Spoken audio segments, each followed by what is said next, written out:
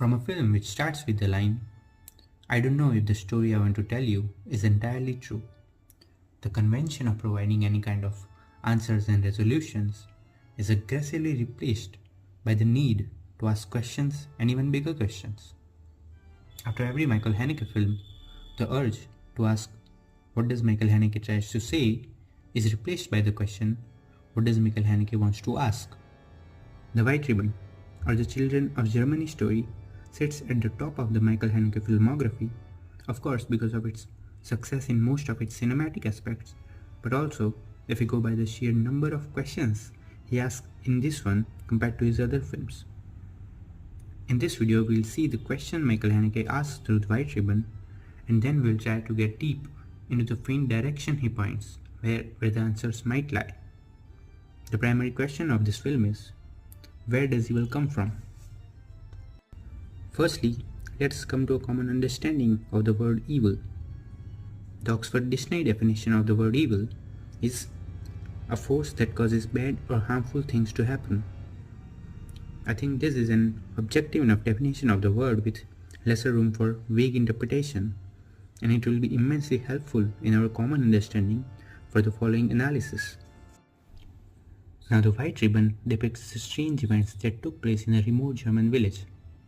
And by strange events, it means, first, a doctor and his horse getting injured by tripping on a wire strung between two trees. Second, a woman having a fatal accident in a sawmill. Third, that same woman's son destroying the Baron's cabbage farm. Fourth, Baron's son tied upside down in the sawmill and caned. Fifth, a barn burning. Sixth, Pastor's son, Clara, killing Pastor's pet canary bird. Seventh, the midwife's retarded son beaten up. Eighth, Baron's son, Siggy, thrown in a lake by Stuart's son, George. These are the 8 major events which are said to be destroying the town's peace and are making the town unstable.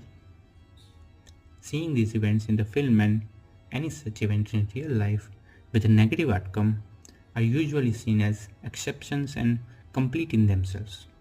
This is a kind of attitude which is so ingrained in human nature that it seems almost futile to blame humans for such ignorance to the fact that these events are a culmination of something deeper that was hidden until it bursted out in perverted ways.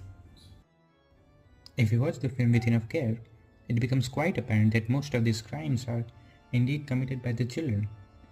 But when Michael Haneke was asked about it, do you know who did it?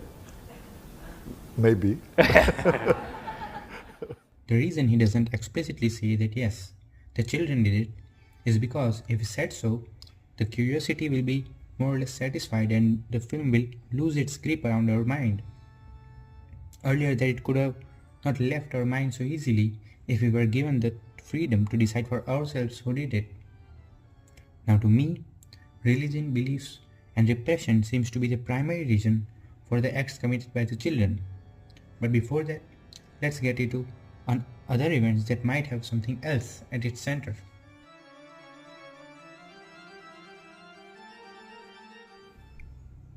First, the woman having the fatal accident in the sawmill has at its center maybe classist indifference.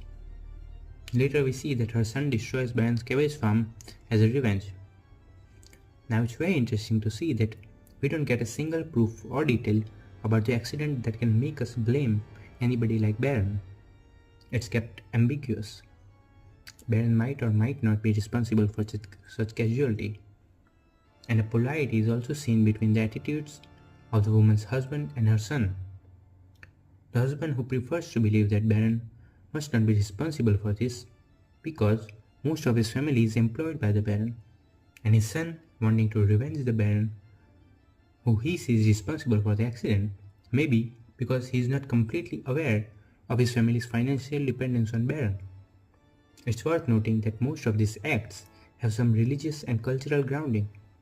They aren't done just by rage and malice, but are somewhere dominated by the interpretation or misinterpretation of the biblical verses and cultural sayings. The act of the farmer's son to destroy the Baron's cabbage farm was founded upon an old custom, which goes as, now that the harvesting is done, It's time to pay us, everyone.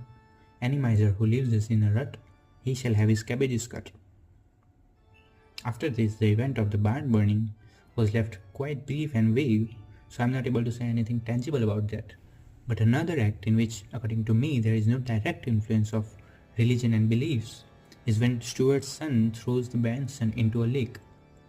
I think that it is just an utmost version of the expression of jealousy which is provoked in the Stuart's son's mind by seeing that the baron's son, a person who anyway has everything that the Stuart's son will spend his life trying to have, also succeeding in making a flute out of willow twigs while he feels at the same time.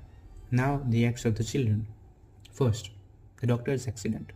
Second, baron's son tied upside down and caned. Third, pastor's daughter killing his pet canary bird.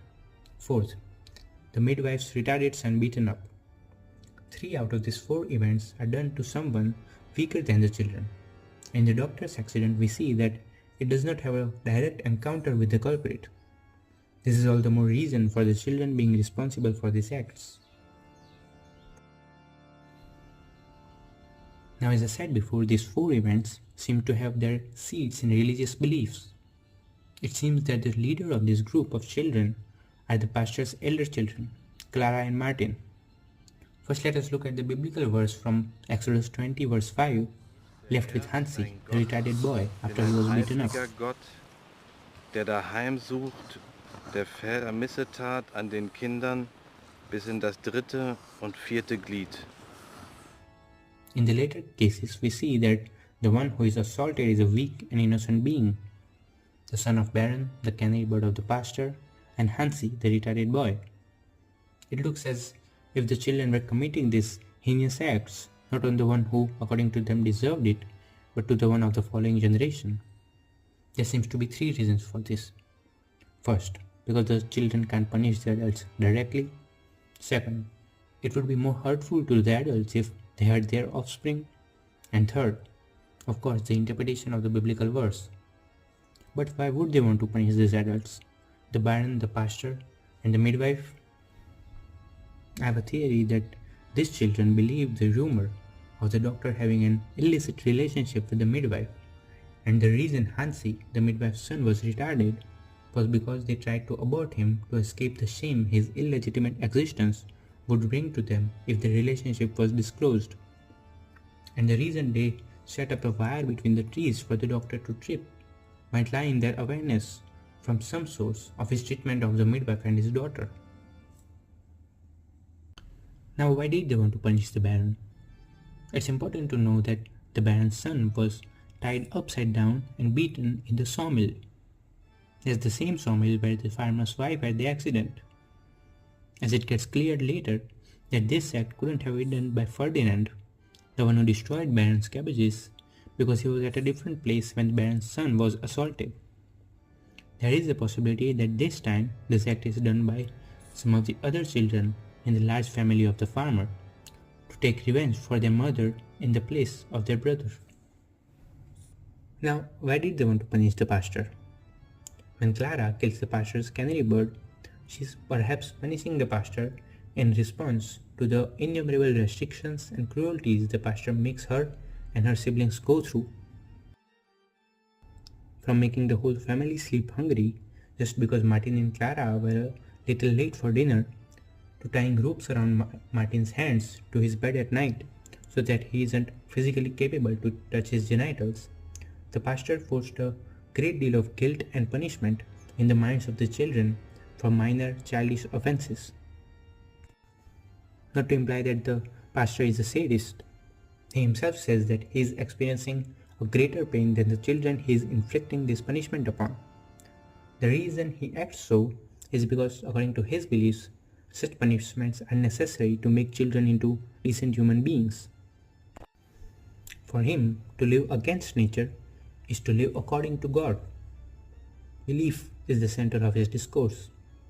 Just because something is written somewhere and past generations have believed it religiously, for him that's enough reason to hold something sacred.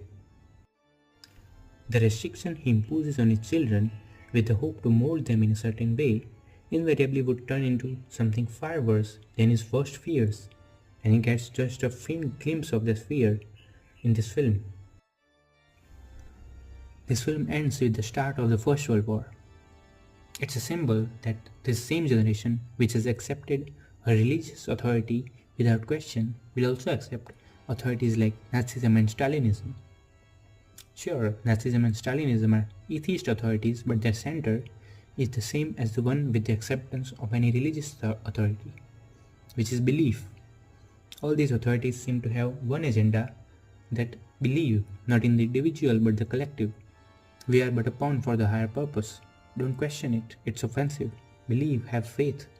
Don't use your brain when a generation before you have done it for you. Accept, surrender. In the last shot of the white ribbon, we see all the villagers gathering in the church, and that's when the film ends.